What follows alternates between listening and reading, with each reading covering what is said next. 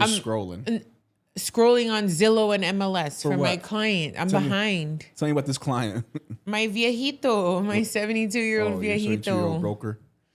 Yeah. What did he say on the phone? He said that interest rates were what back then? 20% for zero down payment assistance programs. And these people are crying about 5%, 6%, 7%. 7%, and they're crying. Yeah. Unreal. Meanwhile, my uncle has a 9% interest rate on his home, and he bought his home like 16 years ago. So it's like the interest rate frenzy has always been there. Right. We are blessed to be able to, like, on my very first home, I have 3% interest rate. Well, not my first one, but yeah, my second one.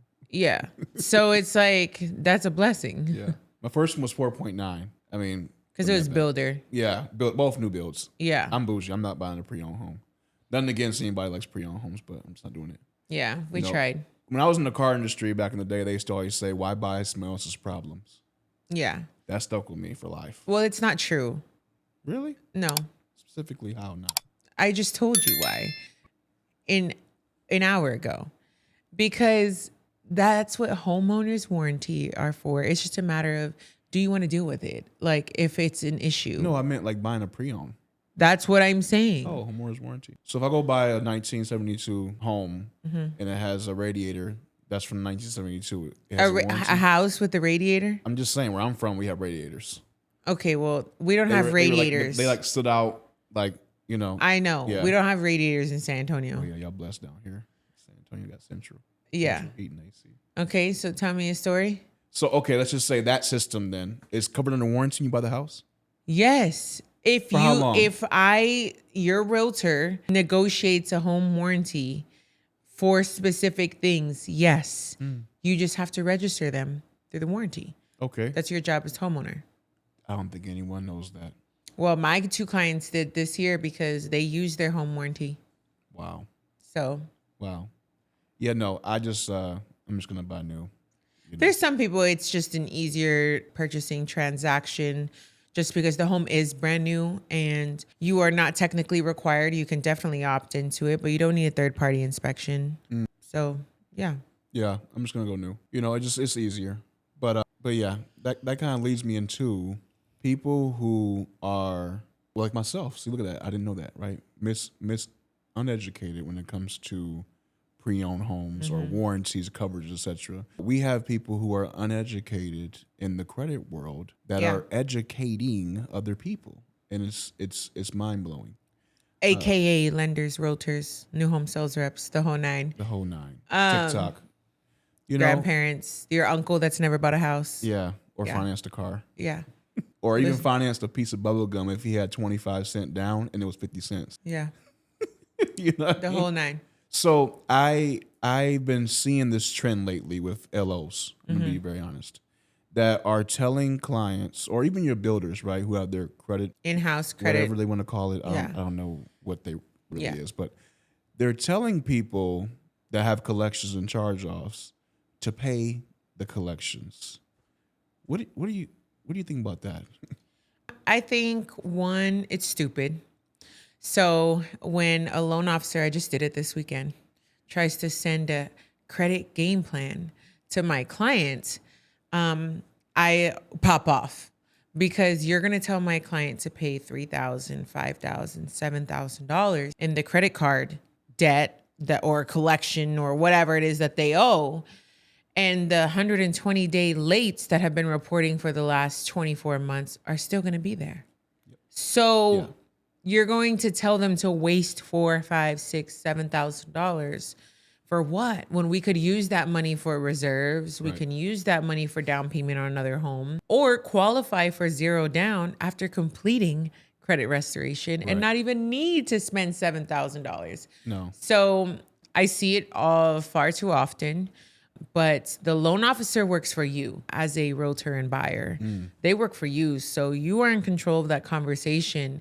And if you don't like the way it sounds, you don't feel like it sounds right, then it's time to pick and choose. Well, typically the game is to be sold and not told. But I'm going to give someone some free game right now. Yeah. Okay.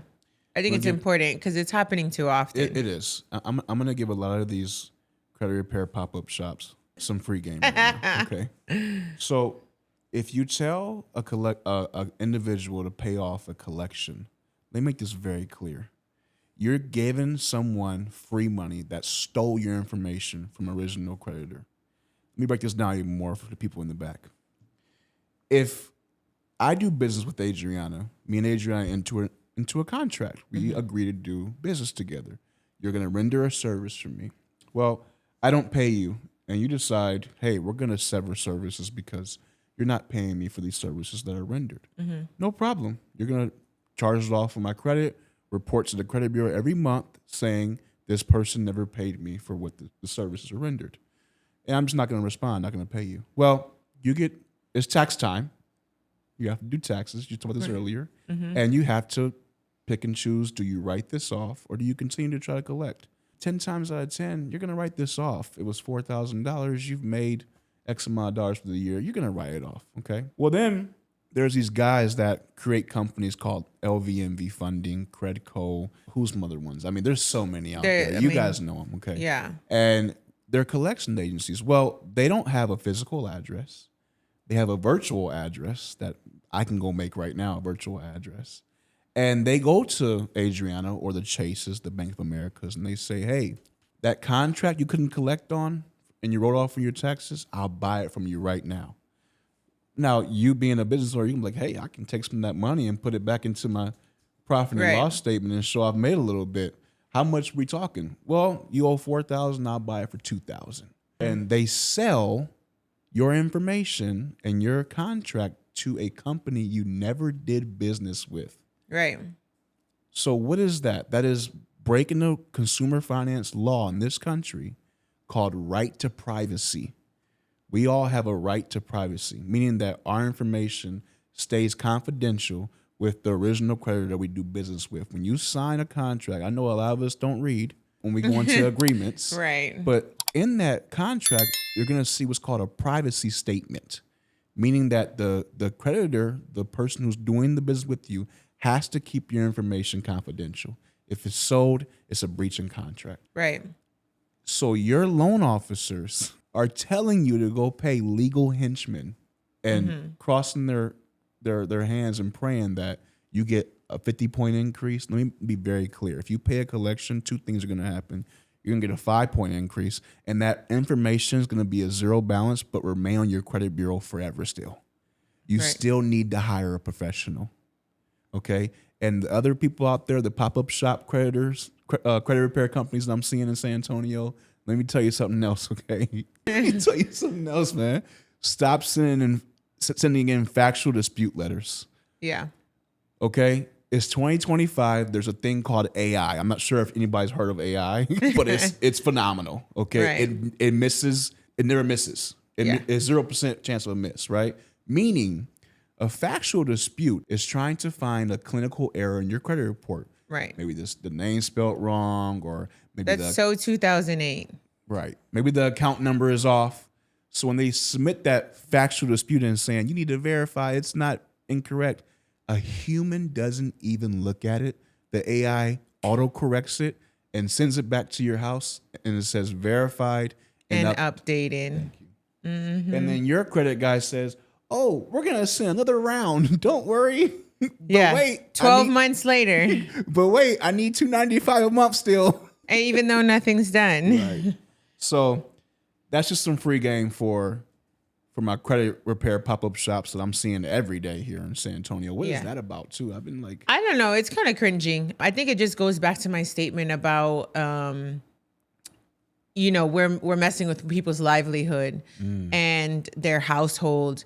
And sometimes, and you've experienced it, I've watched you, clients are giving you their last dollar from their paycheck just to fix their credit so that they can purchase a home for their kids and their family.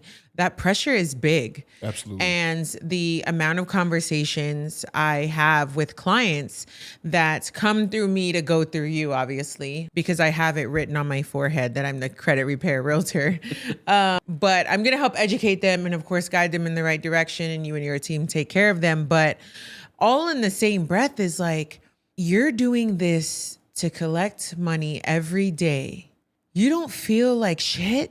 Yeah. Collecting an additional $2,000 to do nothing? Threatening my clients? Like, what are we doing? Yeah.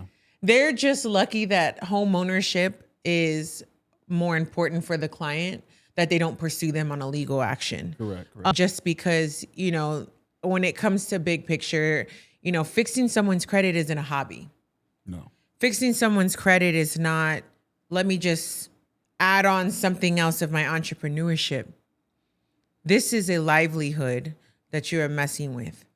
And our household, our family is fed by the income that you make. Very personal, right? But you take care of our family off of credit restoration. Right. We are taken care of as a whole. 1. 2, you're not entrepreneuring 10 other businesses. Right. Like, this is it. If credit restoration fails, we fail. Yeah. We really don't. My rule is, if credit restoration fails, I'm going to go open up a church in the mall on Saturday. Oh my God. And I'm going to hold worship. No, you don't pay to go to church, so you're not going to make no money. But all of that to say that this isn't just like a hobby for you. No, for sure. This is something that you take very serious, and you feel the pressure, right? Not just from the client, because I think the client, they build that rapport with you and they trust you, but it's, you care about your relationship with your lenders and your realtors. Absolutely. That speaks more volume than anything. And so, I'm on Facebook and I see so-and-so referring, so-and-so to someone else on credit restoration. And I'm like, you have no idea what you just did to your client. Good luck. Wow. You're never going to close that client, because it's going to take them 24 months to fix credit restoration, and they're going to give them all their money. So now you're not going to have money for down payment. So kiss buying a home goodbye. Yeah. Just because you referred your client to the wrong person. Yeah. Let's talk about that. Yeah. No. So that happened to you. Yes. So tell me a little bit more about it. I mean, I have, oh my gosh. I mean, right now especially, but I had a realtor that this was Saturday, 2 days ago, had a client that was working with, I'm not going to say his name, credit repair company in San Antonio that was pretty well known. And he didn't do nothing. And he took the client's money. He took over $2,000 in 6 months.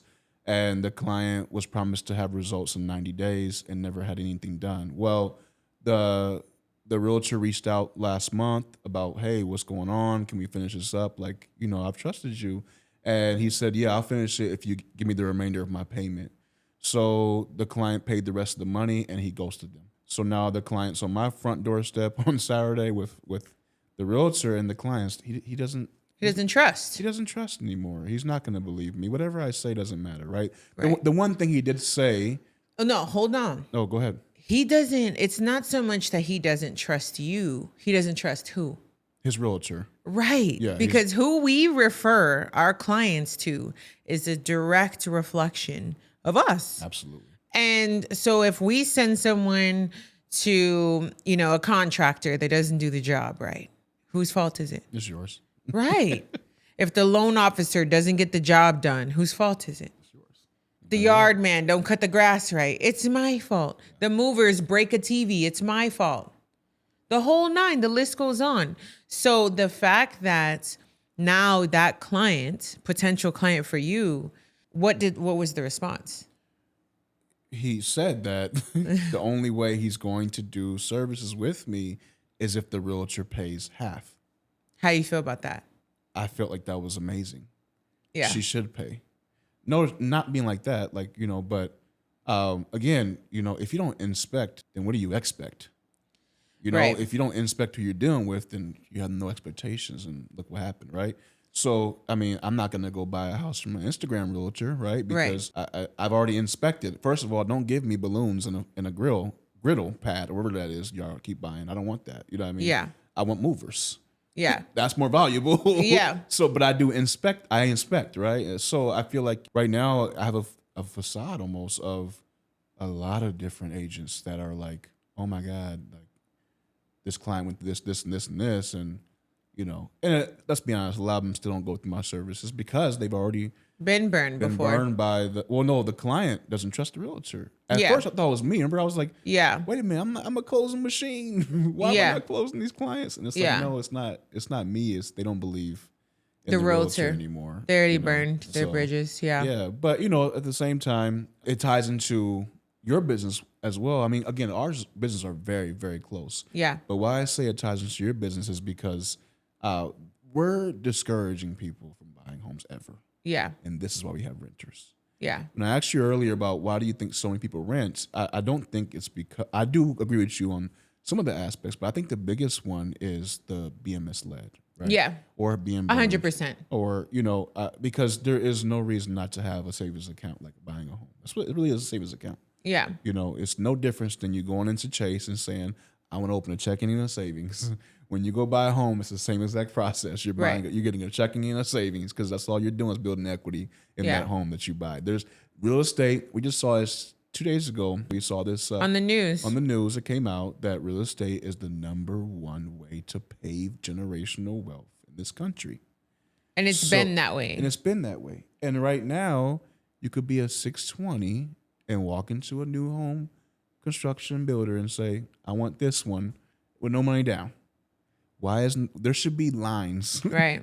There should be lines in the street right now, Mm-hmm. But we've had situations like this gentleman who leads someone down the wrong path and just probably kills the entire dream or even aspect of wanting them to buy a home. So it's unfortunate. But thankfully, there's companies like mine. No, Right. trying to sell. But no, there is companies like mine that really does move with ethics and integrity. Yeah. I have a real passion for people living this American dream still because it is still the #1 American dream is to own a home. So last time we sat here was like, I want to say 4 months ago, 5 months ago, April, right? We're in August. Like 3 months ago. 3 months ago, Mm-hmm. we had obviously maybe 20 realtors, six lenders, and now, fast forward now, we have 10 lenders, over 40 realtors, and 3 builders.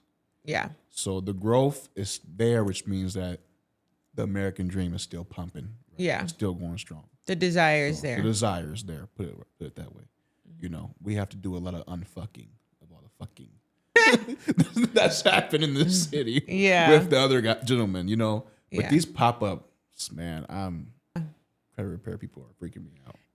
I'm just going to say this. It's the letters in the mail with no certified stamps for me. Yeah.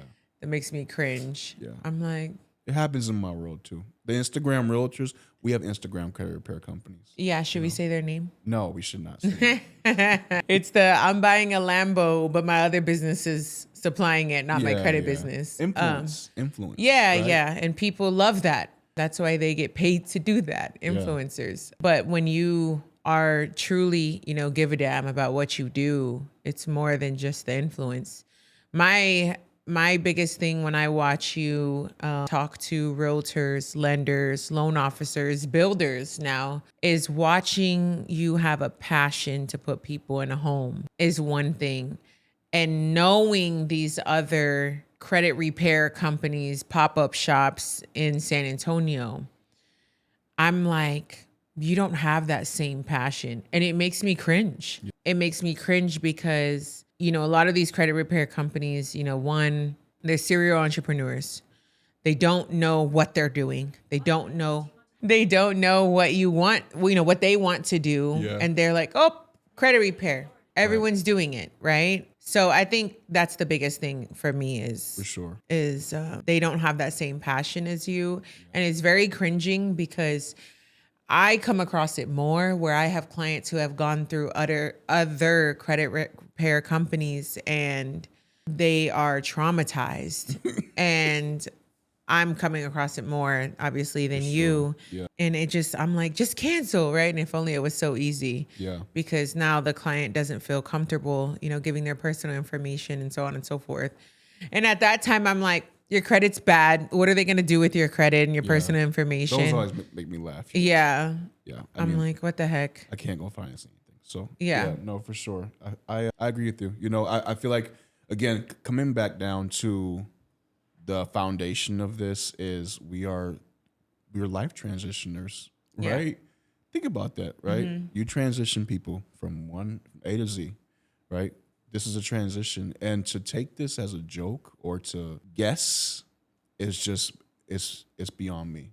Yeah. Right now I'm the pillar, between yes or no, right? Every day we tell people yes. Every day I get to see people cry. I'm hugging babies, Right. kissing grandmas, Right. like this is what I do it for. It is like you said, this is a passion. This is not for glitz and glam. I mean, you really, if we're being honest and transparent on this podcast here, I mean, you really have been the one that's made me go public with this, right? More.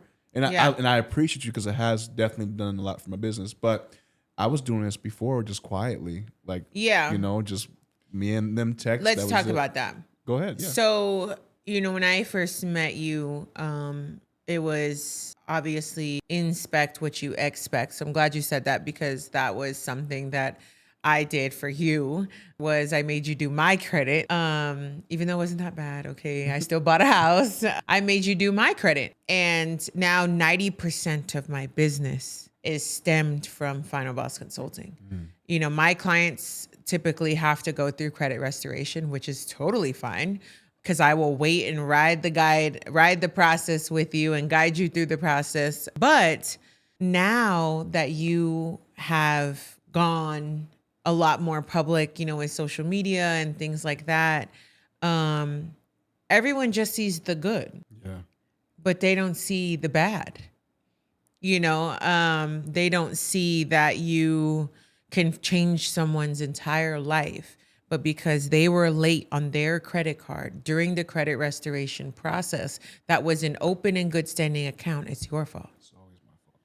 So I think, it looks great, right? Just like Instagram and Facebook realtors, right? It looks great, but they don't get to see or hear the conversations you have with loan officers, you have with builders, explaining to them what their client did during the process to jeopardize what they're doing, and that's buying a home. So talk to me a little bit about how you overcome those trials and tribulations. Definitely an interesting book, right? Because I can be the biggest superhero, right? And then I'm also the biggest villain. Yeah. So, it's kind of a give and take situation. But no, you're right. That part, it's tough to talk about because I do take it very personal. Yeah. Because this, again, is a passion of mine. I do get, and I'm working on that emotional intelligence, right? Reading a lot of books on that lately. But I do get a little bit stressed when a client is upset with me or telling the loan officer something because they made a mistake, right? Like being late on an account during the credit restoration process. Just to be clear, like when we're doing credit restoration, it does not mean stop paying your current open bills. I don't know why that happens or where that correlates, but we're not supposed to stop paying our bills. We're deleting off the charge-offs, collections, late payments that are before. That means you got to, if we're doing credit restoration, we have to start working together. And the only part I need you to do is to keep your current accounts open. But yes, I mean, people have been late on a credit card or car or literally flat out told me, I thought I wasn't supposed to pay my bills because you're doing credit restoration. And it comes back on me and their case is the bad guy, right? Or FBC is the bad guy. Like we have to walk such a thin line in my office. It is, I can't really tell you how I've mastered that, right? Yeah. But, it's very you cringing. See some of the stress, right? Yeah, it's cringing to watch, definitely, because it's like the audacity, to me, it's like clearly you don't have enough people in your corner educating you, right?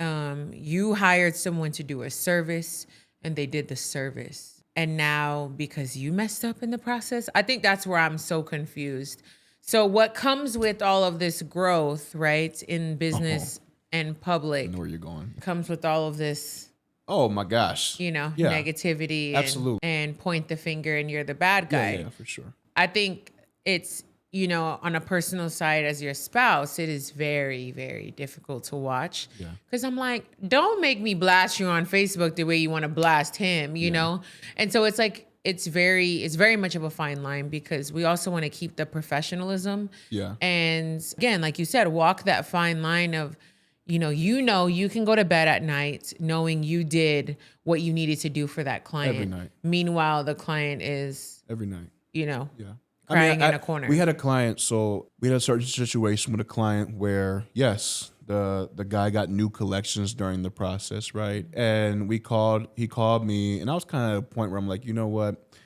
I'm kind of over it, right? You keep getting new collections. I keep taking care of it for free, mind you.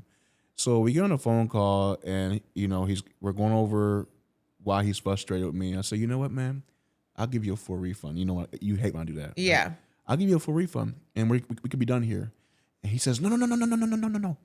I said, what do you mean no? No, because I know if you stop working on my file, nobody's gonna do what you've done for me.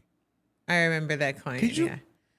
And that's when it hit me like, wow, this dude rather have me keep going on this file because he knows that we're not gonna give up. That to me spoke way more volume than he to this day probably even knows, right? Yeah. That just shows you that we move with integrity, we're ethical, and we're not gonna give up on a file. Yeah. I can tell you wholeheartedly, Adriana, there's not one person in this country that's went through my company that we said, we got this dude, we're good. You know that. I ain't got to tell you that. But like in my office, the culture is so driven on being ethical, having integrity, making sure each one of these clients close. I get mad when they have 700 scores and don't go buy houses. Yeah. How many times you see me get upset about that? Yeah, you get all right? mad at them. Yeah. So, like that is a passion for me, Yeah. So, yes, it's tough. It's tough when I have situations like we had last month in a group on Facebook about a gentleman saying that I didn't finish his contract or whatever the case may be when the guy got new collections during the process. And posted the proof at that. And posted the proof of him getting new collections. And got called out on the Facebook group just, by so random. It's tough. As I grow, more, yes, there's a ton of love, but the hate's definitely, it's definitely growing. Yeah, the binoculars are on. What they don't know is that how much work I've put into this. Yeah. They don't know what it looks like. You know what it looks like at the house. Yeah. To 3 a.m, sometimes 4 a.m. You know what it looks like. Right? Everybody wants to go to heaven, but nobody wants to die to get there. Yeah. I've already died. Yeah. It's true. I've already paid I died a long time ago to get here. Okay? Yeah. Nobody else wants to fucking die. Okay? Yeah. But everybody wants to go to heaven, right? Right. Make it make sense. For sure. So, it's tough. Because I've already laid the foundation, especially for my employees, man. Oh my God. They have it so easy. Yeah. Sometimes I look back like, wow. The process and the operations, just from watching you at 4 a.m, printing by yourself in our at-home office to having multiple offices now, multiple employees. I think there are some times you don't, give yourself enough credit. I mean, there's a lot of times, but you don't give yourself enough credit and you do put all of this pressure on yourself. And for me, I'm like, who cares? You did your job. The client messed up. I'm constantly trying to be an advocate for you so you don't feel that pressure. But naturally, that's just who you are as a person. But I think as the business continues to grow, what are some goals that you foresee in the near future? So right now, 2 big ones that are coming that I'm trying to manifest, right? Working on manifesting, is I want to be in-house for a builder. Yeah. Multiple builders, not just one. I really have accomplished a lot of goals here shortly in San Antonio, but that is definitely one of the biggest ones for the company is to be in a publicly traded builder, not just any builder, right? Yeah. Nothing against any builders. I think they do is phenomenal.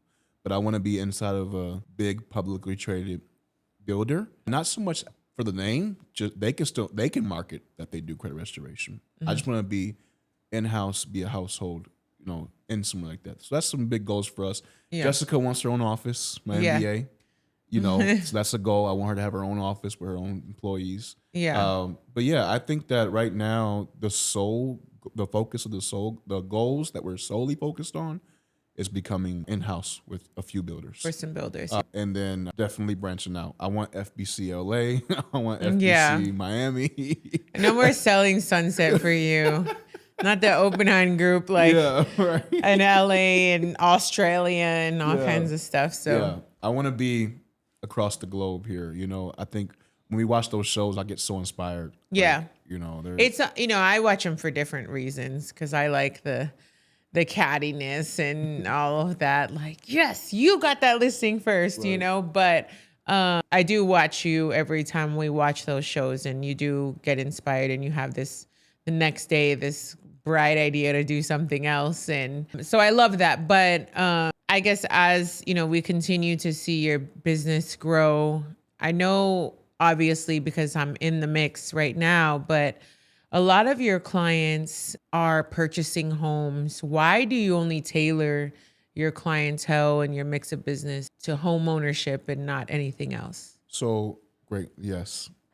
Value exchange, the value exchange, right? Elaborate. So when you go into Blue Prime Steakhouse here in San Antonio and you eat a steak there and your bill is $300, let's say you and a spouse, typically what we spend, right? Yeah. Do you feel bad when we leave? No. You feel like you got the value for what you spent, right? Absolutely. So if you go to Applebee's and you do the 2 for $20 and the steak isn't good, are you upset? No. You're not upset. Oh, wow. I'll be upset because I paid feel like, $20 for a steak. That's true. I guess, yeah, maybe not. And we're different. You want to be right. You're happy. I want to be right. Yeah, we're different. But to play into that. I know what you mean. Yes, to play into that, right? People only understand my pricing because I'm not cheap. I'm going to be very upfront. And it's funny you asked that because my first thing on the phone when I am on a consultation is, hey, I'm not cheap. Yeah. Right? However, I'm about to give you the best value you've ever had. I'm Blue Prime Steakhouse, okay? You're disrespecting our favorite place. Chama is phenomenal. Yes, I agree. You're disrespecting them. We don't even like Blue. I think we went there one time and it was okay. But anyway, the value exchange for real estate transaction is high. Yeah. And now I'm giving some people some more free game for the pop-up credit repair shops. They're going to use it next week on their Facebook post. I'm just letting you know. I cracked the code on how do I make more as a company. Oh, you chase value, never chase money. Yeah. I know I'm kind of running around right now, but the problem is people always chase money. Yeah. They don't chase value. Hence why it takes 37 months to finish their credit restoration program. Because they're chasing money. Absolutely. If you chase value, the money will chase you. Mm-hmm. I started chasing value, and that's why the money started chasing me. There's another thing I say in my office, and I say this to you all the time. I first met you were like, what are you talking about? And then it finally clicked. Yeah. Is I always say, money is attracted, it's not made. Mm-hmm. You cannot make money. Mm-hmm. If I say, go make some money right now, babe, you're going to say, what the fuck? How do I make money? Yeah. You have to attract it. Yeah. Right? A stripper walks into a strip club, and is she fucking dressed and making money, or is she fucking naked and making money? You're right. She's attracting money. Yeah. Right? If I dress in a suit right now and go sit at the bar at the Westin downtown, am I going to attract some money or am I making money? Right? Yeah. It's the same concept. Yeah. So I live by that. But to give them some free game, pop-up shops, I realized that, oh shit, people will spend a lump sum of money on credit repair if they're in the middle of buying a home. Right. The value exchange is high. Right. The timeline. Right? The timeline. I'm a 30-day turnaround time, right? Mm-hmm. No matter what they say out there, nobody really has a true 30-day. I do. Yeah. They can market it all day, but is it true? That's another question. The jury's out on that. Yeah. So I chased loan officers, builders, realtors. I chased them. Which started with you, and you opened up a lot of doors for that as well. But that's where I was able to justify, it's $3,000, fix your credit. Yeah. Do you want this home in 30 days, or do you want to just say, I'll do it in a year? Right. Right? God and still spend the same amount. Right. Right. You want to go pay your collections that are 30 grand, 40 grand, or do you want to pay $3,000 and say, poof, be gone 30, 40 grand? Right. Today, we had clients, literally, this is real spiel today. Mm-hmm. We had clients go from what? 400s to 760s today. 760s, yeah. My client. Yeah. So I think too, what I've noticed in the level of seriousness, you even have car dealerships sending you clients, sure. Right? So when I look at the client that is buying a car or just wants to fix their credit to get an apartment versus the client that's purchasing a home, the level of seriousness that they have is like, it's far left and far right. Correct. So now now obviously because I'm in the mix, but now I know why when you're on the phone having these consultations, you're like, what's your goal? You're buying a house, Yeah. what is it? You really dive into what their goals are, which will help you understand your client too. Yeah. Because I think during the process, you're like, there was a couple of times you were like, this client is not serious. Yeah. They may have paid and started the process, right? But you're like, this client is not serious. So, and it at the end, shows because they don't buy a house, Correct. right? They go want to rent an apartment or they just want to look at a score. Oh my So God. Yes. Those are the ones that, yeah. People who want to look at a score. That one is really interesting to me, right? let's talk about the 3 C's. Yeah. So this, yes, people want to look at a score, right? Yeah. So there's 3 C's that I live by. We Yeah. didn't go over this last time, did we? I don't think so. Wow. Okay. There's 3 C's that I live by that everyone should live by. Yeah. Okay? Buying a house, it's fun, it's cute, but there's 3 C's. That's credit, capital, and cash flow, right? Credit should only be used to gain capital, and then the capital should only be used to gain cash flow. That is that's the sauce. That is the Rinse that's and it. repeat. Period. Right. You should not be using credit for anything other than capital that can generate cash flow. Right. That means if I go to a car dealership and I'm buying a car for me to drive today, guess what? I'm gonna buy 3 more. I know that sounds crazy, but I'm gonna tell you why. I'm gonna take those 3 and throw them on Turo, and those 3 cars are gonna pay my car note that I bought for myself and generate some side cash. $300, $400 a month. It's still side money. It's still that fuck you money, right? But my car note's paid. Again, credit, capital, cash flow. I will never go buy a car and not buy 4. Right now, we have how many? 7 cars in our 7. fleet. We don't pay our own car notes. There's no Right. reason to, right? I'm never going to do that. That's using credit, capital, cash flow. Another example, since we're talking about the real estate, right? Credit, capital, cash flow. If you go buy 1 home for yourself, you're crazy. I'm sorry. You go buy 2 at the same time. Do you know if you buy a house and you can use the FHA loan twice, they just have to be 100 miles apart. Right. So I can go buy a house here in San Antonio and go buy a house in North Austin. Right. Live in wherever one you want to live in. But one, you need to be generating some cash flow on, meaning that you put a renter in, you charge them about 8 to 10% more. Most people are yielding 15% right now, which is crazy, but it's market we're in. Yeah. And that extra cash goes towards your mortgage payment, man. Credit, capital, cash flow. Yeah. You should never use your credit without it generating cash flow. Let me give you one more example. It's my favorite one. This one's walking the line a little bit. From people who like to walk the line, we'll give them this one, okay? There once was some people, I'm not going to say any names, but we used to go and buy foreclosures, right? Yeah. Before COVID hit, there was foreclosures happening all over the place. So we found a foreclosure in Taylor for like 70 grand. I think it was like 70 or 80 grand. And I was like, man, we don't have the cash flow. But then I thought credit, capital, cash flow. I was like, wait a minute. If we pull up 2 phones, 2 computers, and apply for $25,000 at 4 different banks at the same time, we should be able to generate $100,000. Do you know it takes 8 seconds for an inquiry to actually hit the e-Oscar system and report? Right. So if you pull up Bank of America, Citibank, Chase, and RBFCU, fill out 25 grand, and everybody look at you and say, okay, submit. And they all auto approve. Now you have $100,000 in electronic funds. Now, I know what you're gonna say. Well, Casey, that's a payment on each of those damn credit cards, $100,000 and electronic funds. No problem. You know, in real estate, you can liquidate credit cards for a real estate transaction and pay 0 tax. Now, we went to the foreclosures, 70 grand. We talked them down to about 65,000.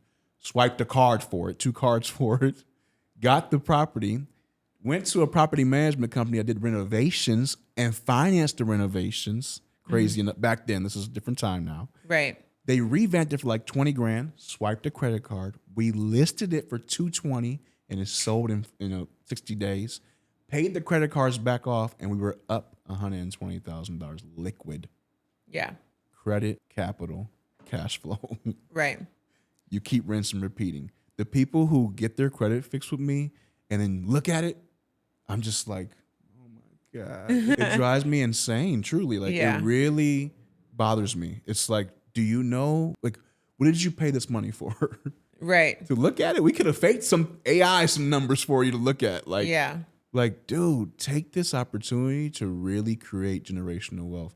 How do you think people have been doing it for years and years and years? Because the same information I'm talking about right now has already been talked about in programs since they were yay high. Yeah. You know? And this is why we keep seeing the same people have generational wealth. Right. Okay, credit is not used to look at or to go buy a car, depreciate an asset. You have to think outside the box. So that was a long-winded way. Yeah. The 3 C's. The right? 3 C's. We just live by that. Like right now, we're doing it. Yeah. We do it every day. I don't think there's ever a time where we do something. Yeah. We're not monetizing it, right? It's like unless we go to Chama or Jake at Louis Vuitton. Oh, Louis Vuitton, yeah. I'm gonna need to block his number from your phone. You gotta block Jake. So yeah, I think everything has to, reciprocate in value as well with our own investments too. So I'm glad you brought up the car thing because we decided let's have a rental car fleet, and it wasn't because we truly wanted to open a rental car fleet because I don't want to be driving 10 million cars all over around to meet with, clients. It was to make sure that they could pay our vehicles. Correct. And debts are being serviced and relationships are being built with banks that we never would have probably had relationships with in the past. So yeah, I think that's a big key to credit, by the way. Yeah. A big key is the score, yes, but it's it's not even the score, it's the relationship. Yeah. You just hit it on the head. I'm so glad you said that right now. We were talking about this the other day. Yeah. About nurturing the relationship. Oh, Rally Credit Union, right? With your pops. He's nurtured his relationship for 22 years. That guy can walk literally he doesn't even walk in the bank. Okay. He doesn't have to walk. This guy told me a story that I can't say on camera, but it was phenomenal. But it's because he's nurtured the relationship. They don't need to pull credit no more. Whatever you want, it's done. Yeah. Right. So you have a point here.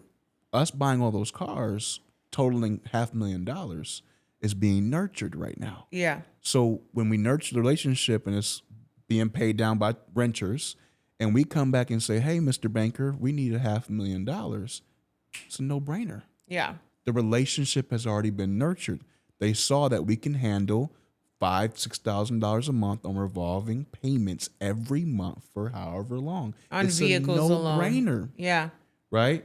So nurturing that relationship, I'm glad you said that. It's very important. Yeah. That's a big one in credit. Payment history, right? People always say, "Well, I'm a 700." Well, you've been 700 for 2 days. Yeah. You're a fake 700, right? Yeah. You have to have stability. Where's the stability, right?